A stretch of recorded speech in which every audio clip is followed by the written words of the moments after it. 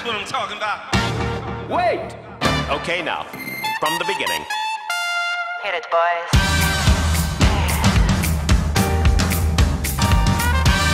Well, what I say is what's important is, thank goodness it's evolving.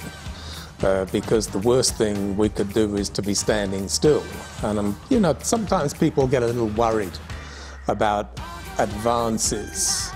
And in competition, especially in something like dance sport, there is always the chance that people go too far to try and achieve a new effect or a new idea. And that sends some people, you know, into a real panic. But I have a different view. And my view is governed by what I call the Fosbury flop theory, which for those looking at this broadcast, if you don't know Dick Fosbury, it's a man who suddenly, instead of going forward over the high jump, went backwards. And I remember actually seeing it live. And the television broadcaster said, the commentator said, is this some kind of a joke? You know, what is this guy doing? Well, he won the gold medal, and from that moment, nobody went forward over on the high jump again. So I always think, you know, don't discount anything. I like experimentation. Problem with experimentation is quite often you don't succeed. But you have to try to move forward. And if I go with the Dick Fosbury idea, who knows, in 100 years we might come back and we've discovered that doing the Roomba on your hands is a much better idea. It's unlikely, but that's not the point. We have to have an open enough mind to consider it might happen. So change is inevitable. We can't stay in the past. From a point of view of dancing, the way it affects people, that quality generally doesn't change. If you look at old pictures, old movies of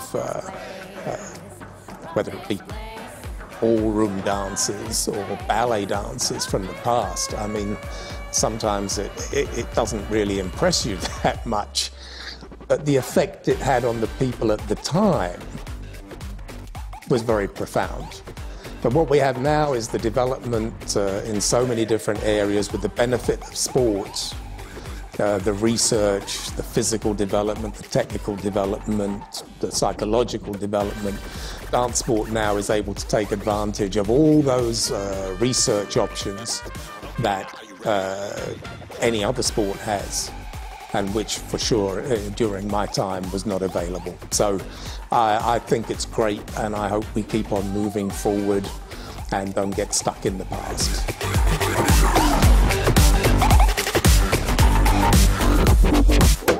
Well, I think there are very particular considerations if you are an organizer of these type of events. I think a good example is something like Wimbledon tennis, where they are very careful to schedule which players play on which courts, because they know full well at any particular time, any particular year, which players and which contests are going to be the things that people really want to see. So it doesn't surprise me. I think that the progress in Latin has been so great. And there are, at this time especially, is such a close sense of competition at a very high level that, you know, why not? And it could be that next year it changes back again. And I think even in other festivals, traditional festivals, they have also come to these conclusions that rather than be so rigid, you know, let's go case by case, and depending upon who's who and what's what, let's try and make sure we benefit as much as possible, which I think is fair enough.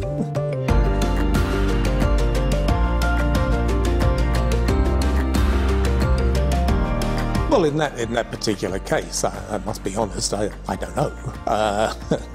But I think, as we've discussed a little bit before, there could be an awful lot of different reasons why people choose not to participate. Strategy versus injury versus family problems or whatever. No, we don't know. I always respect the decision of the athletes. And in fact, dance sport athletes, in my experience, are generally always wanting to dance. Strangely enough, to their own detriment sometimes. We saw an incident last night where somebody got injured. And, you know, perhaps in some other sport, they may have immediately said, you have to stop, you have to get checked, you have to make sure you're okay. And within 3 minutes, the same person was back on the floor dancing. So, you know, if a top-class footballer who was slightly injured, they wouldn't care if he wanted to play for the next 20 minutes off. Too valuable. So, you know, it's always the case in my experience, not that people are, let's say, afraid to compete, but there are usually very solid good reasons why they choose not to.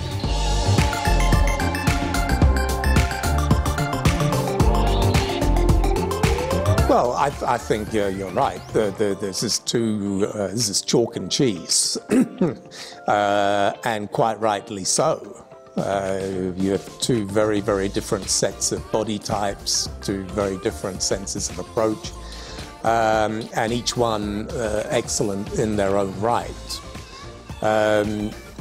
We will have to see what the outcome is, but you know, the ranking has been fairly consistent. But here we are in Stuttgart, in Germany, with two German couples.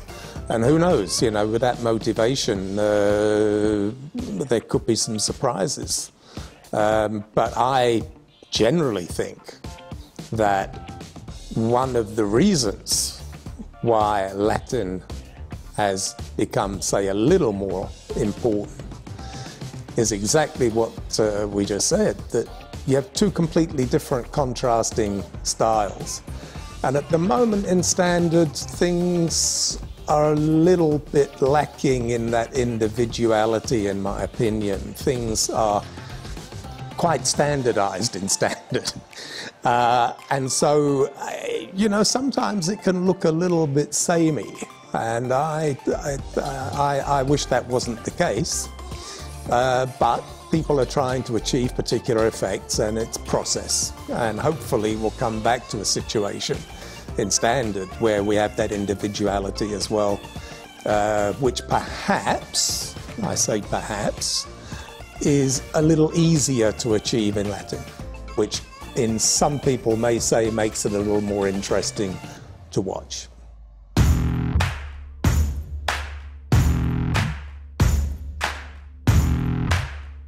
No. I've seen many great standard dancers who really get to you. I think that thing about the effect it has on an observer, you know, it doesn't matter if it's Fred Astaire or Gene Kelly or Swan Lake. It's that emotional effect for most people in the public, rather than the technical and mechanical things which are important. And I think it's not really, I have to think about this for a second. I think it is absolutely possible in standard with no problem at all. But again, generally maybe in Latin it's a little more accessible. But generally speaking, no. I mean, great performers are great performers, and whichever style they're in, I think they should be able to use that style to reach out to people and get a response.